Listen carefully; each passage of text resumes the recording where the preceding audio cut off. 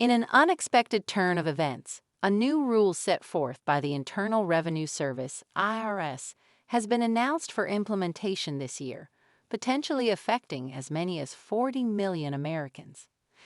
This change involves a dramatic reduction in the transaction threshold from the previous $20,000 to a mere $600.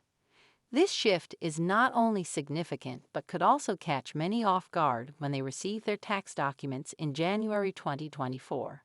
The change could result in a substantial number of Americans unknowingly facing unexpected tax responsibilities.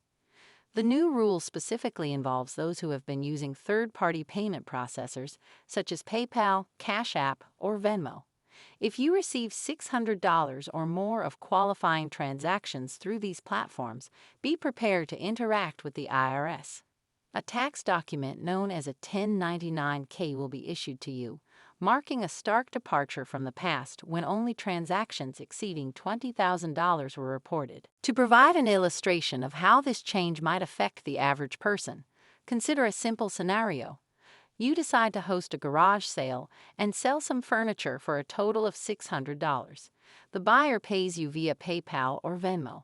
Under the old rules, this transaction would stay under the IRS radar as it falls well under the $20,000 threshold. However, the new rules mean that such transactions will now trigger a tax form.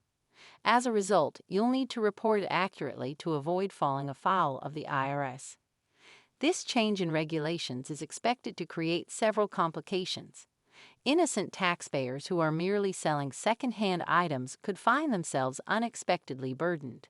For instance, if you sell used clothes worth $600, you would receive a tax document stating that you have taxable income of $600, while taxes are only charged on profits, meaning if your clothes cost more than $600 originally, you wouldn't owe any taxes.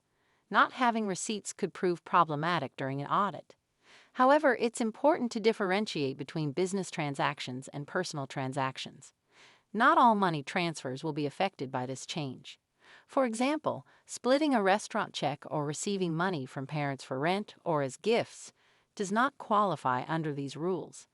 However, it is critical that the sender correctly categorize the reason for sending money to prevent inadvertently triggering a tax form. Despite the potential complications, there are workarounds available for those who want to avoid dealing with a 1099-K for small transactions. One possible solution is to opt for a different payment method like cash, cryptocurrency, or Zelle. Zelle is especially noteworthy as it is exempt from these IRS reporting requirements because it doesn't fit the definition of a third-party payment processor.